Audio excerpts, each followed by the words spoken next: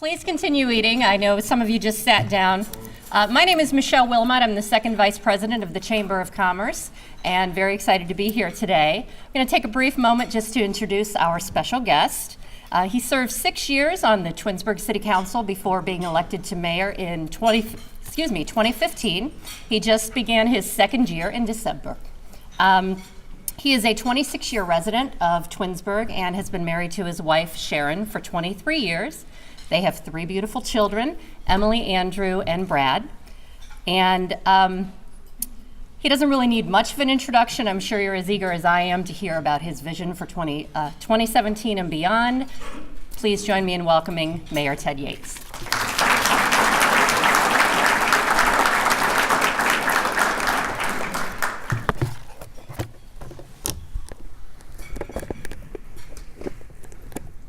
Good morning.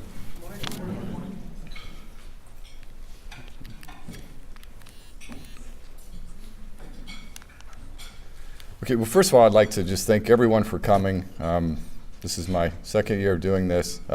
Last year, I was just a couple months into office, and so most of the stuff I was reporting on while I was on council was a lot of data I collected, really leaned on my department heads. This year, I've been able to kind of live through the whole thing, so I'm going to go ahead and apologize to Cable 9. There's no way this is going to be 30 minutes, so we'll work our way through it.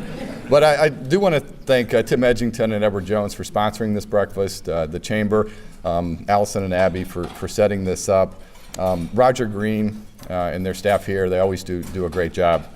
But last year when I stood up here, I put this slide up. So right after I was sworn in, this was on my office door, and at the time I was a little concerned and thinking that the employees didn't want me around, but actually they actually let me stay and ended up really kind of was just warning me. So this year, in terms of trying to keep the same theme, starting with a slide, something that kind of embraced what 2016 was and to just, you know, I was looking for something, either a picture or a quote, and ended up coming up with a quote that I guess I said at a council meeting back in November. This relates to, I don't swear that much, and I'm sad that I did it on high-def television, but you know, this is the year of the roundabout, so this is in relation to a long, frustrating construction project that took a lot of turns. And for those that love the roundabout, trust me, I'm going to talk about it a little bit later. Here's going to be kind of a format we're going to try to work through as quickly as I can. Economic development. So the city of Twinsburg, you know, one of the things that I'll continue to talk about hopefully for about the next 10 years is our Cornerstone project. You know, this is a site plan here, and you can see this is now the FedEx Center. It's a little dated because now behind that we have a 250,000 square foot Amazon sorting facility. And those that don't know, that facility went up in about 8 months. So a very aggressive timeline. Amazon really wanted to come here. We had meetings. They met with Larry, the construction company, and the developers, and they got that project built and open in about November of this year so they could be ready for the Christmas season. When you look at some of the facilities that are built now, these are pictures of a multi-tenant building, and I've listed the companies that are now part of that. So it continues to grow. There's still, I think, about 60 to 80 acres that are still developable there. So hopefully in the next couple of years, I'll be talking more about Cornerstone and about the jobs that they're bringing to town here for Twinsburg. You know, it's never going to be what Chrysler was when we look at the manufacturing industry as a whole. However, these are great businesses coming to Twinsburg and bringing jobs to us. You know, around town we have a lot of small businesses that have come, and we try to, you know, there's a lot of them that come and go, and we try to keep track of all of them. And these are just some of the small businesses that have come to town. Some are a little bit larger, but try to find their logos is something that I can share with you guys. But, you know, really when we look at our center of town and our downtown area and Twinsburg as a whole, it's really the small businesses that we want to attract that really kind of gives life and, you know, gives that small town feel to Twinsburg. Here's another page of businesses. My kids are very excited about the handles and the Dunkin' Donuts, so those are the two that stand out for my family. When we look at the businesses that came to Twinsburg, it accumulated to about 840 full and part-time jobs. And we'll continue to see, Twinsburg is a great place to come and operate a business. We're about 93% occupied in our industrial area. We're starting to fill in some spaces in the center of town. We hope with some of the redevelopment we want to do that we'll continue to do that. But we're continuing to attract businesses, and we're working with businesses to make sure that if they need to expand, that we're helping them and accommodating that expansion they want to do. We talked about this last year. So Twinsburg has a Community Improvement Corp. I want to highlight a couple of things that happened over the last year. I'm on that board, and we were getting some feedback that we wanted to have residents active on that board. So the board was ended up changing its bylaws, and we ended up appointing 2 residents to serve on our Community Improvement Corp. One of the things we're continuing to do is working toward the assembling of property in that southeast quadrant of our downtown area. That's something that I'm continuing to do, and while it hasn't got a lot of publicity lately, we're still actively pursuing that. The CIC did purchase a little over 2 acres in that targeted area. There was a landowner that really wanted to sell, and we didn't want that to go to a third party and end up kind of driving the price up so that it made it more difficult to do what our vision is. I have met with a couple developers, and really just to kind of get a sense of, I know a lot about the project that we want to see and a lot of different things, but when you talk to developers that do this on a daily basis, they really can share a lot of vision. They have a lot of insight on what'll work and what doesn't work. And one of the things that I came out of those meetings with is, our downtown area, we're not a Hudson or a Chagrin Falls where people can walk out of their homes and there's a large population that within blocks can walk to a downtown area. Our downtown's kind of separated.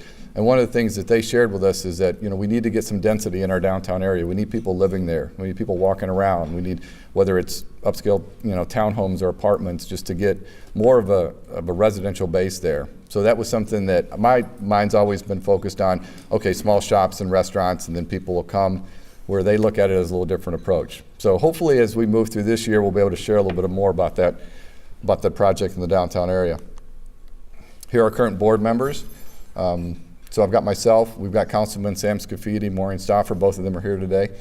Seth Roden, we got Kathy Powers, who's our superintendent, Matt Solera, he's one of our business reps, and then we have Dan Sipin and Deborah Haney-Jones, who are 2 residents that we appointed to the board.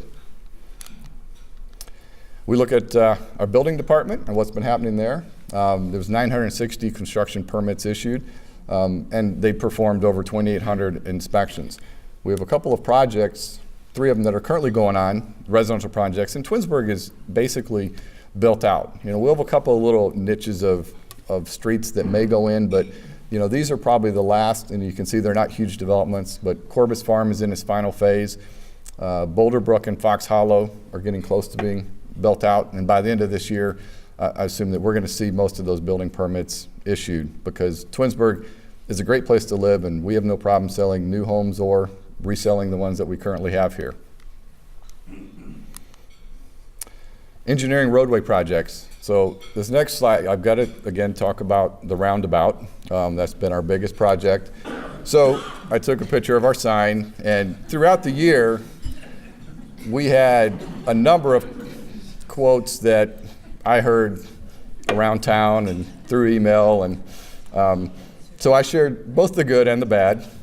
I made sure I capped both the beginning and the end with the goods, because I've always been in favor of the project, and as we move toward, so phase 1 is now complete, so we're looking at Glenwood to Post Road. We're already into phase 2, meaning we've done the land acquisition, the right-of-way purchase.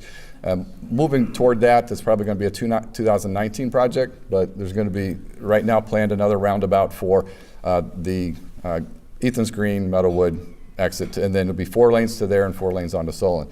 But anyway, I thought I would share that with you today. So that particular project, phase 1, was about a $4.8 million project. About $450,000 was the city's contribution to that. We had a big sanitary storm sewer replacement project, Mortis Greenway. That was been complete. That really disrupted a number of homes and some of the streets up in the neighborhood, but that was a big project we had last year. And then, of course, the resurfacing of I-480 to the Macedonia limit.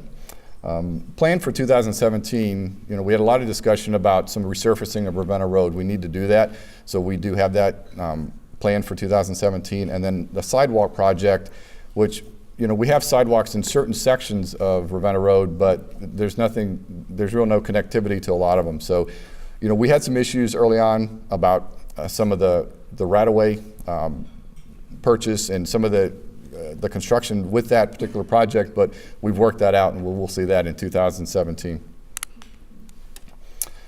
Each year we do certain annual programs, and from a road resurfacing we budget $1.5 million. Last year we were able to do 26 residential roads.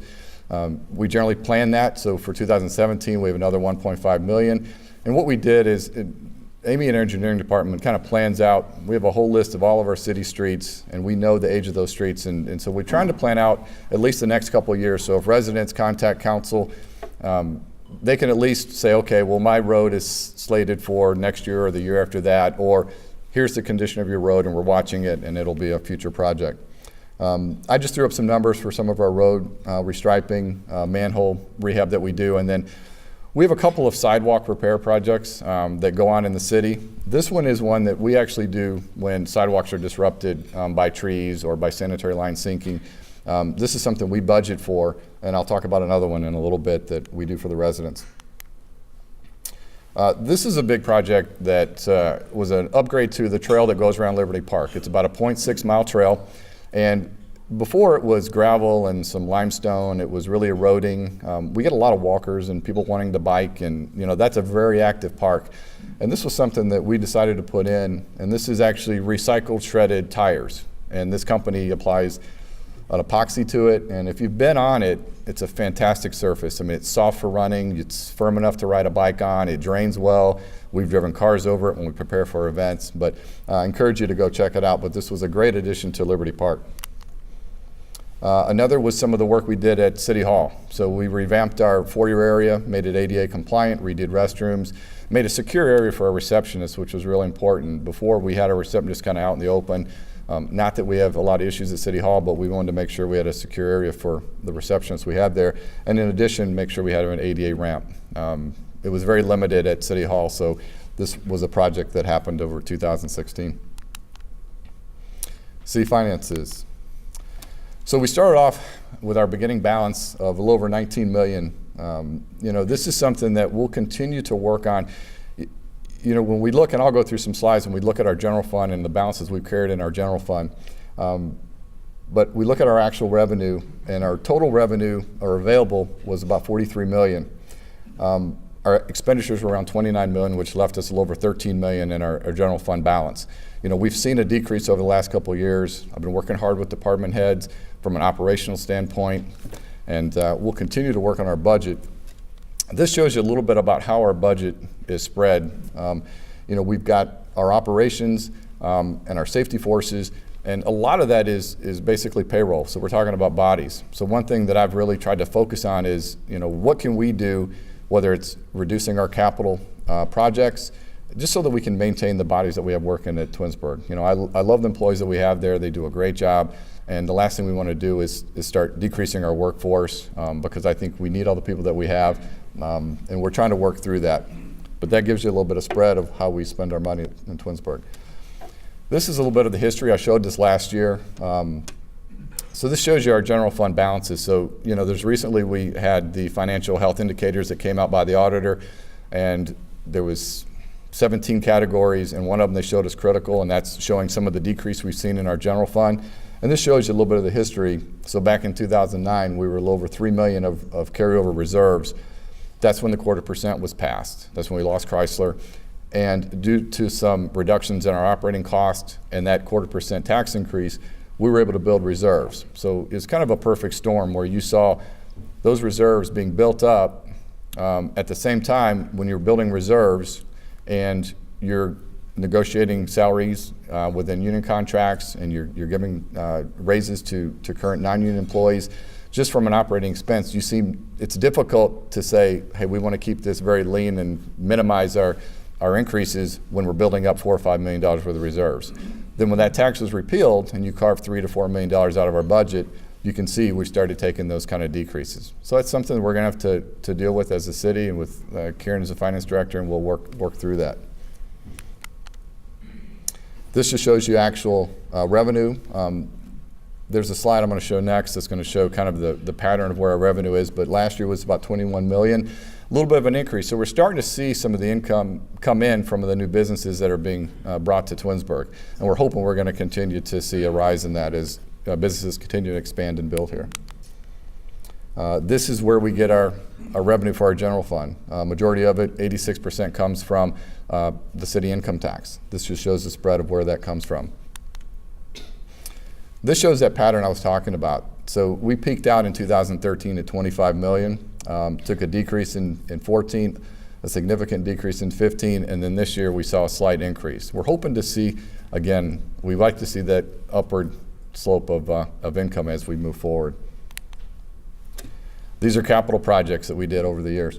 And you can see we spent, after deducting off our grants and some of the funding, we got about 5.6 million. The last couple of years, we budgeted about 7 million for capital projects. We'll probably have to take a hard look at that going into 18 and 19, just because that's really the only place that we can probably start to minimize and see if we can get a couple more years of life out of certain things while we let that revenue build up on the other side. Okay. This just shows if we end up using all the budget that we prepared for 2017, our ending balance, projected ending balance is going to be about $12 million in reserves. All right. Human resources. So right now we have about 178 full-time employees, 117 part-time. Throughout the year we hire about 120 seasonals. So those are our camp counselors, those are people that work for the service department, the golf course. I wanted to put on our turnover rate. You know, the city of Twinsburg is a great place to work. A lot of our employees love working here, and that shows in our full-time tenure. You know, the average tenure of an employee in the city of Twinsburg full-time is about 15 years. With a 2.8% turnover, you know, right now it seems that everyone likes staying with Twinsburg and working there. This was a project that, I don't even know if it was, if I talked about it last year. When I came into office, we have a health cost containment committee, and they had been talking about a wellness program.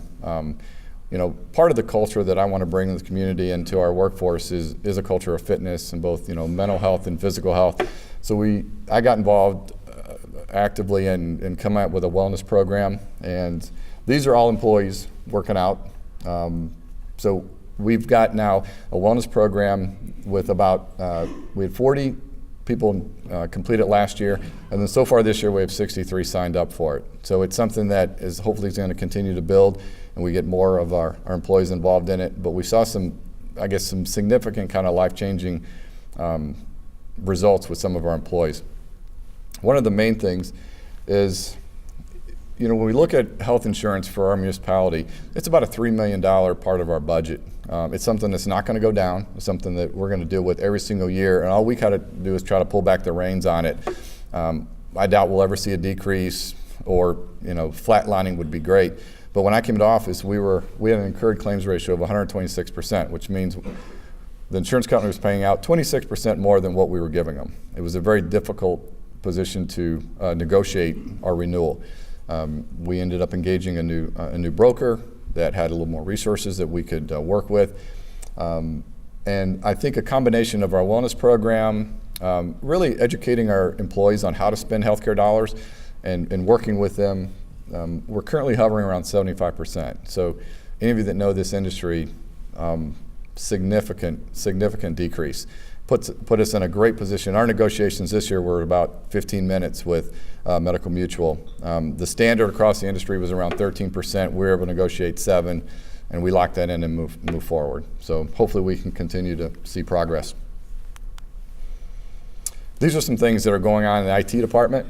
So we have a fingerprinting system that's now in place. Our council chambers are now fully high def, so that benefits us as well as the schools when you're looking, trying to watch our meetings. We had network upgrades. Our dispatch center is now completely refurbished. Our phone systems, which are older phone systems, we've been researching, and Mark Gutowski has been putting together bids, and we've interviewed a few companies. We've selected that company, and so that transition is going to happen here early in 2017. You know, when I came on, we had Don McCabe and Mark were basically our IT department. We hired a part-timer, Zach, who's been doing a great job. but we really kind of separated those roles. You know, as we look at IT and what's going on in that world, there's a certain function that serves, but then there's also the world of now social media, how we interact with our residents, how we get information out there, and Mark was doing part of that already and does a great job with it, so we kind of separated those roles, and that's really been a focal point of Mark, is helping us on the communication side at the city. And you know, we started a committee, so once a month or every other month we get all the department heads together or a representative, and we just talk about how we communicate with our residents, make sure we're consistent, that we're on the same page.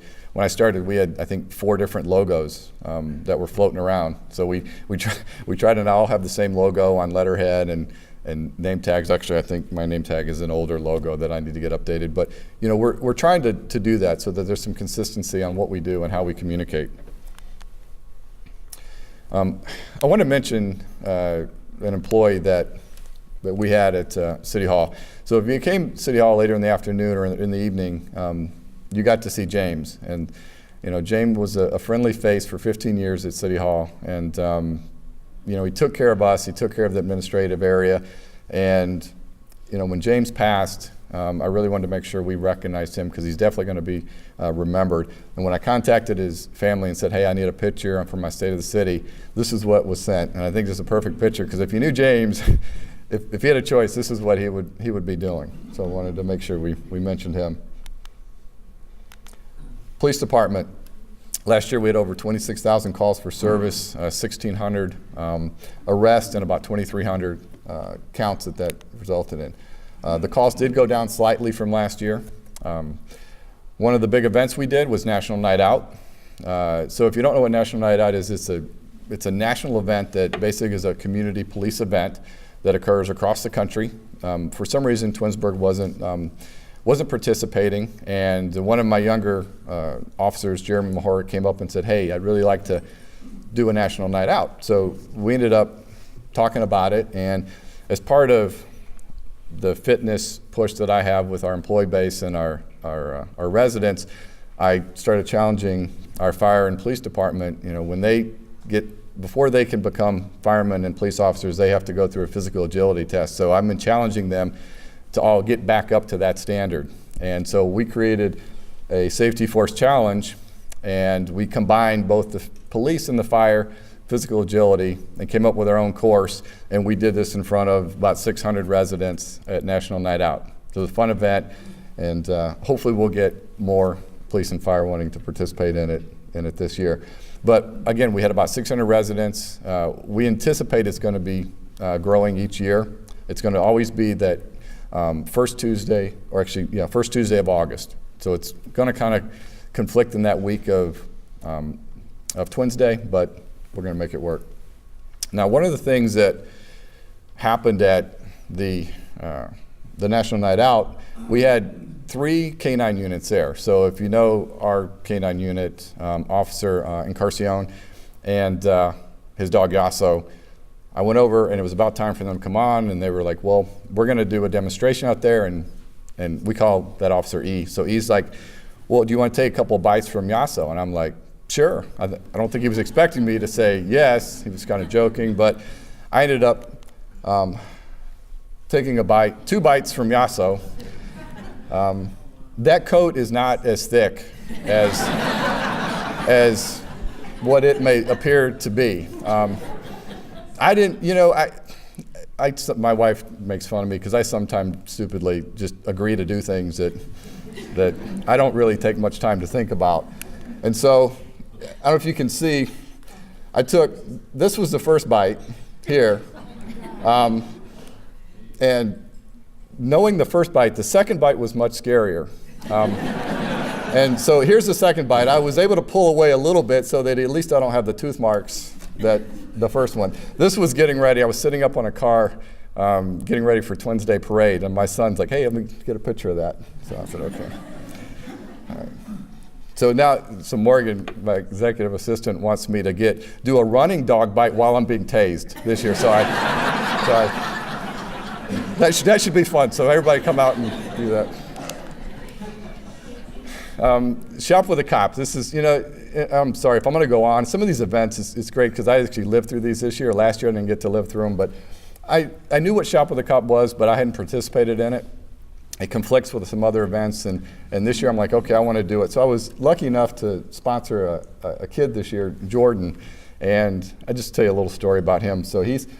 So what Shop with a Cop is, our officers collect, this year I believe about $6,000, and kids from the city of Twinsburg who really can't afford gifts come in, and we take them to Walmart and we do shopping. Well, I didn't realize we were going to Stowe High School and meet 20 other departments and hundreds of kids, and then we would parade literally hundreds of cop cars with lights going all the way to Walmart. So it's a fascinating event. But fortunately, I got Jordan. So I asked Jordan, I said, well, what do you want? And he's like, I want a wall clock. I'm like, okay, a wall clock. So while hundreds of kids were ransacking the toy aisle, Jordan and I were by ourselves in the wall clock section looking for a wall clock. So I said, well, if you like wall clocks, I took him over to the watches. I said, well, if you don't have a watch, let's get you a watch. Well, it's hard to see maybe in this picture, but this is a pocket watch. When he saw this pocket watch, we were done. That was it. He couldn't wait to go buy it, go back and start playing with his pocket watch. And we had still money on his gift card, but he was a really cute kid, and you can see he's excited about the pocket watch. Here's some new hires that we have. So we have 2 new officers, Nathan Milhone and Tyler Troyer, and then we have 2 new dispatchers, Lindsay McGann and Megan McGowan. So these are new additions to the force. Fire department. So looking at 2016, well, again, we saw an increase in calls, a little over 2,500 calls, an increase from 2015. And what we're seeing, and Chief and I have been talking about this, is we have an aging community. Our 65 and over, and it's not just isolated to Twinsburg, it's across the nation, is starting to grow. And a lot of our calls are that 65 and over age group. So our EMS calls is what's starting to increase. If we look at inspections, I did 1,380 inspections and over 5,300 in training hours. Some of the new hires that we have there, Josh Jarzeb is a full-timer, and then we had 3 part-timers, Justin Toney, John DeVault, and Ryan Wasserman joined the force this year. The fire open house, so this is something we do. It was basically a safety force open house we did in October. It always lined up with Fire Safety Prevention Week, and so when we did the National Night Out, this has really now become, and fire kind of dominated that event anyway, but it's kind of really become our fire open house in October. It's always a great event. This was some great weather we had. We don't really know if it's going to be raining or could be snow, but it's always a fun event. If you ever come to it, we just get hundreds of families that come out for this, and our firemen really love doing it. Another thing they do that I was able to participate this year was the Fire Santa Run, and so if you don't know what this event is, so parents bring in gifts to our firehouse and they volunteer their time, and then I think they did 150 stops. Is that about right? 150 stops, which took from like 9 o'clock to 5 p.m. And we had 2 vehicles going with 2 Santas. There is only 1 Santa, but we had 2 that day. Delivering gifts to kids. And so it's a great event. The kids love it, and it's just for the community. I just I commend the fire department for doing this every year. Public Works. I talked about this last year, and we're hoping to see some construction this year. So Reminderville, there's the wastewater treatment plant run by the county. We're going to end up taking the flow from Reminderville into our wastewater treatment plant. This is a big project. There's close to $2 million paid in as a tap-in fee. We're expecting several hundred thousands of additional revenue to our wastewater treatment plant. We have the capacity to do this, and we're hoping to see some construction this year, and then 2017 actually see it come, or 2018 see it come live. Some of the programs that we do in our service department, last year 2,400 potholes, which for those that don't know, may seem like a lot of potholes, but I think a couple years ago we did around 15,000. Yeah, 15,000. I got a lot of nods over there from our service department. And then snow and ice. Last year we used 6,000 ton, which is not a lot for us. We buy in a group salt, and we're obligated to buy so much. So our service department right now is getting excited about these events that we're having so they can use up salt, because we're forced to buy additional salt because we're not sure where we're going to put it. I don't get so excited about spending money for salt as they do, but we do brine. So if you see a truck out spraying roads, we try to pre-treat for events like this. And looking at what our service department does for our community and our residents, these are services that a lot of communities don't benefit from. We're talking about leaf collection, branch chipping, street sweeping. I mean, if we get, if a resident has an issue with a sanitary line, we'll send guys out with cameras and we'll try to help them find, what's going on. And, that's just services that we provide for our residents. The bottom two I've actually got separate slides for. So last year I mentioned it, we were looking at a sidewalk leveling program, and this is in addition to the other sidewalk programs. So we ended up purchasing equipment, and this is another benefit for our residents. So we now have guys trained with equipment that are going around drilling holes and leveling sidewalks. So if they find places that are an inch or more unlevel, and we're starting to see that as our neighborhoods age. We've got trip hazards, and we're starting to hear a little bit more complaints about the sidewalks and leveling, but we've got guys now trained. They've got it down to a science, and they're going around just in the neighborhoods, trying to level sidewalks for residents. This is typically something that's always a resident's responsibility, but we're trying to do that as another benefit to the residents right now. I was able to find the logo for the plug hug. So this was a piece of equipment that, so in the past, if you see up here, this is a typical fire hydrant. It's got years of coated paint on there. It would take hours of of labor hours to try to scrape it or get it prepped to repaint. And we were sending service guys around the city to do that. We bought this piece of equipment, and it's a bunch of steel brushes, and in about 2 minutes it can completely strip a fire hydrant, and then we send another crew by, and about another 3 minutes we can paint a fire hydrant. So last year, just in the summer, they did 720 fire hydrants in the city. And what's nice about that is, again, we try to offer as many services as we can. So we ended up sending a letter out to some of the private streets saying, hey, we've got some new equipment. Really takes very little time and effort to repaint your fire hydrants if you want us to come through. And so we were able to do that for some of the private streets that had fire hydrants in the city. Environmental Commission coordinated with us this year to do a couple of events. Hazardous waste collection, we hadn't done it in a few years. We collected over 3,200 pounds of hazardous waste for residents. This is paint, cleaners, fluorescent lights, those kind of things. So we'll probably, if we'll look at that, doing that again next year, we might do every other year with that. But again, another service we're trying to provide our residents. Shredding Day, we had one that was so successful, you can see the line of cars in the first slide. We actually ran out of space in the truck, so we ended up doing a second event, and the combination of those two events was around 20,000 pounds. So both the Environmental Commission and myself were very happy that these were both successful events. On to Parks and Recreation. It's always a busy year of Parks and Recreation. I mean, we host, the great thing about living in Twinsburg is the quality of life and the programming that we do from a Parks and Rec standpoint.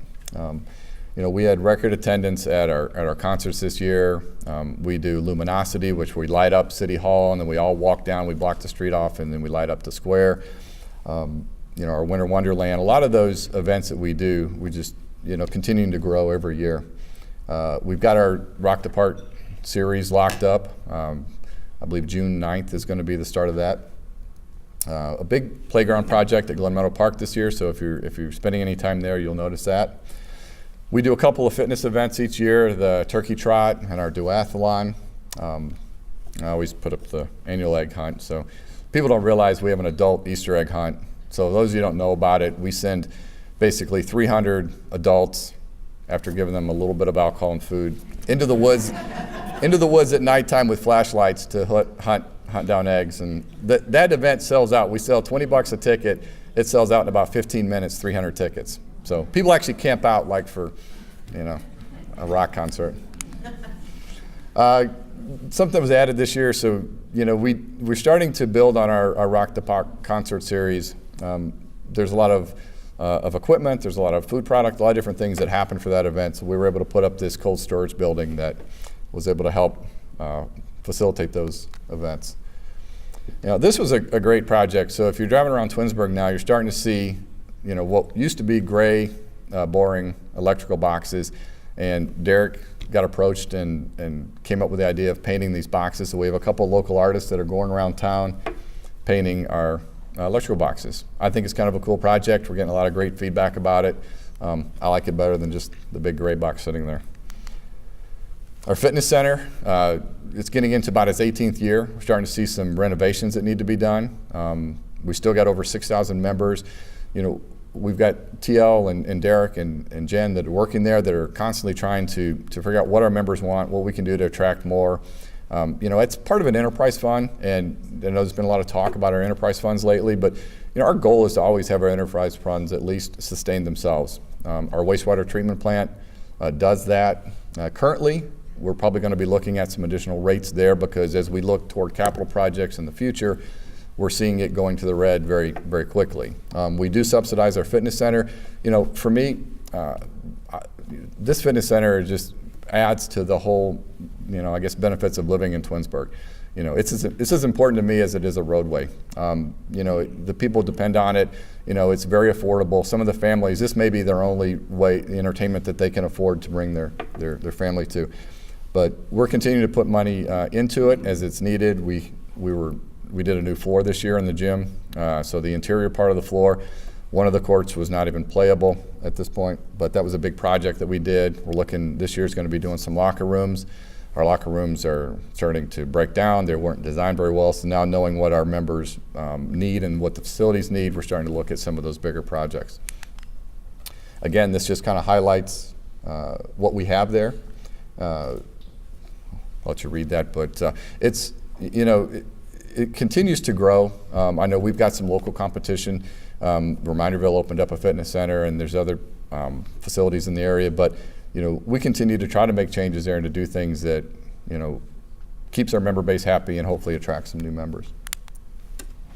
One of the things we did, if you've been to our fitness center, we have a little space up front. At one point we had a Subway and then a Which Wich, and when you have third-party vendors that come in that may not want to operate a facility here with some of the limited hours we have, different things, weren't able to sustain themselves, and so we decided to put our own little restaurant there. And the members kind of got used to it, and we had a little bit more experience with our outdoor pool. People don't realize once we boosted up our outdoor pool concessions, we were doing probably $12,000 to $15,000 a month at our outdoor pool. So we got a little more experience on running a place like this. We brought a lot of that knowledge over here, and so far it's been a success. We're doing about $12,000 a month right now. A couple months in, just having it open, we hope to build on that. But from your business standpoint, if you're looking for a place to go lunch, you can go here. So we have tables and chairs.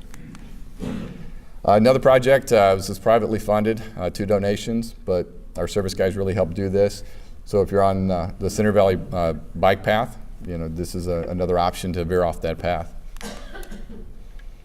A senior center. So Laura does a great job with our seniors. If you've ever been to any of their events, it's really the funnest events that we have in town. I come to the holiday party. I try to go to as many as I possibly can, but it's just, we've got over 300 members. They do annual events every year. These are just some of the photos of a couple of those events. But, and another thing we do besides the fun and other activities is, our seniors really rely on us in the city of Twinsburg to help with transporting them. We have over 7,000 transports last year. So these are to doctor visits, to the grocery store, to other necessities that they may need. We're able to, we have drivers that we pay that are able to take them around and do what they need to do. From a driveway standpoint, we do 277 driveways every year. Most of these are free to their senior residents. Some of them they pay maybe $25 or $50 a year, depending on their income, to have their driveways done for the year. But it's another service that we want to make sure we do for our seniors. Glen Eagles Golf Club. A lot of talk recently. So for the last 15 years, we've been talking about a new clubhouse. Council just recently passed legislation to move forward with a clubhouse. If you're driving by it, you're going to already see equipment and some dirt moving around. But over the last few years, we've had 3 different phases of improvements on the course.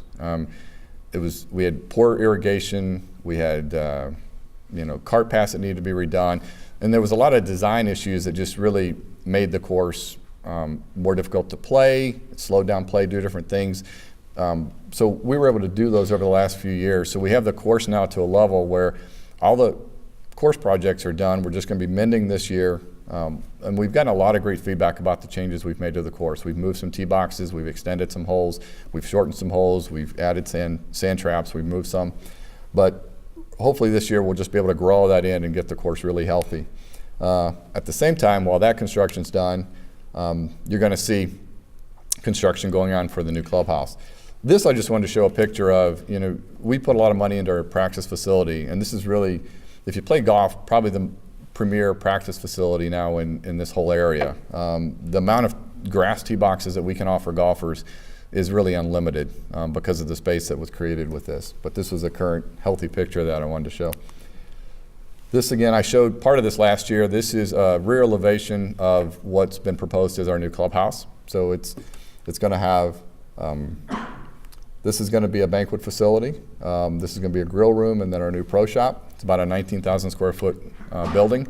And one of the things we were looking at is, our current, when you have golf operations, you have basically a couple of revenue streams. You have green fees, you may have carts, you may have a little bit of beverage sales. I mean, we sell hot dogs that roll on a heated roller thing, and some beer and other drinks, but we really don't offer that much when it comes to food service, and we don't have a place that we can host some larger events. We don't have an inside facility that we can do golf outings.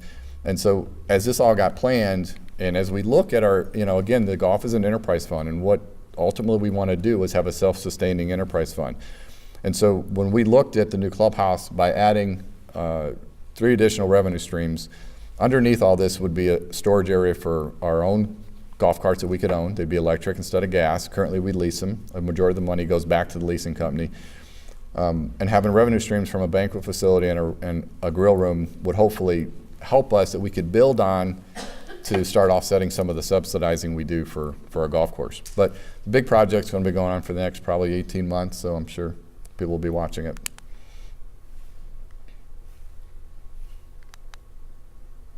I always have to include a side about Twins Day.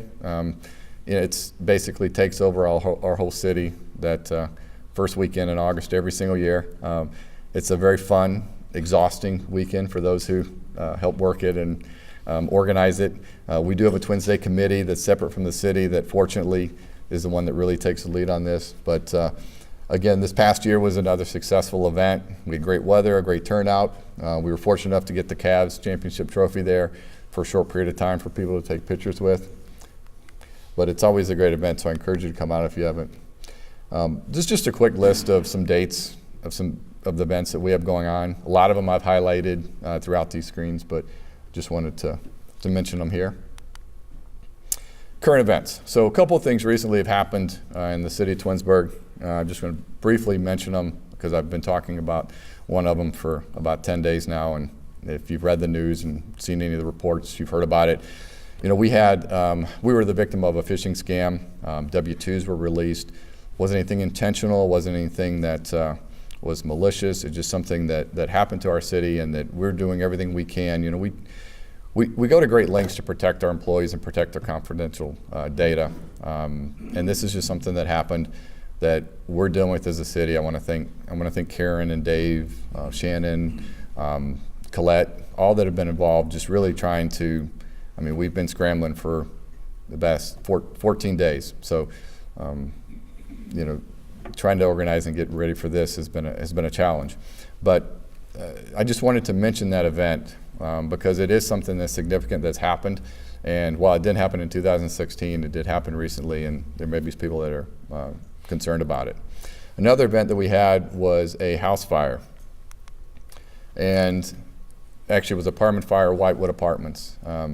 This was last Saturday night. I was in Youngstown State with my son. I got the call on my phone and ended up going straight there. And we had mutual aid from several communities. But if you know Whitewood Apartments, they're concrete walled structures. So fortunately it contained to the one unit, but it's like a fireplace once it started. I mean, it gutted. It's hard probably to see. This was looking in the sliding glass door, the picture to the right. That's what was left. The windows blew out. The door, was off at this point. You can see a fireman reflective coming down the stairs. The stairs were metal, so they stayed intact. This was the bedroom that the lady was pulled out of. She was asleep. And so I brought here today, the name at the top is Wade Wooten. So he's a resident, he's a 4-year resident, lives in a unit next door. He's a Navy veteran.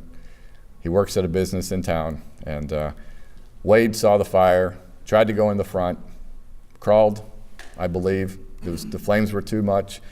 Went out the back. He scaled up the back porch area, got into the second floor, and was able to pull Miss Efford out and basically save her life. I mean, it would have been a catastrophic event. There's no question in my mind or the fire department's mind that she would not have made it. So Wade, if you could just stand up. I brought Wade here.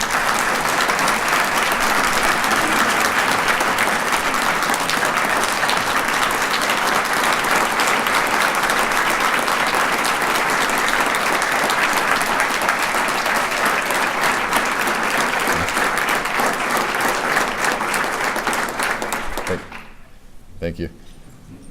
Yeah, so after this happened, I sent a personal note to Wade, invited him here, and I think he called the next day, and he didn't realize I answered the phone. It was after hours. I was waiting on a call from somebody else. So he's like, I'm supposed to call, and I got this, to let him know I'm coming. I'm like, well, great, so we had a nice conversation, but I'm glad he was able to come. He works at a business in town, and he said he told his boss that he might need the morning off because and he's like, why? He goes, well, I was invited by the mayor to stay in the city. I'm like, well, you better go. So I'm glad Wade could join me at my table today, and we're definitely going to bring him back in. I know the fire department wants to recognize him, and the firemen that were there that evening wants to also be part of that, so we'll probably have another event at a council meeting. But, thanks, Wade, for what you did. Special thanks, this past year has been a crazy year for me. First year as mayor, and one of the things that is challenging is balancing what I do for the city and family life. And people have asked me, well, yeah, what's the biggest surprise? And I'm like, how insane the schedule is. And you run 100 different directions, and Sharon has been great. Sharon's my wife. She's been great. That she really pushes me. The times that I'm sitting at home, wanting to just bury myself on a couch, she's like, well, don't you have that senior event that you need to go to? And, you better get up and go to that, So she's really been encouraging. My kids have always been very supportive. They understand the role I have. There's some events that I can't attend of theirs because I have things going on in the city that I'm obligated to do. But, I really, without them, it'd be hard to do this on a day-to-day basis. I want to finish with a quote that, from my favorite book. I did this last year, and when I look back over this year, and this quote, let us not become weary in doing good, for at the proper time we will reap a harvest if we do not give up. This really, if I can keep my heart straight and try to do good, I think at the end, the city and all of us will harvest, and things will go the way they're supposed to go. And that's all I have. Thanks for attending today.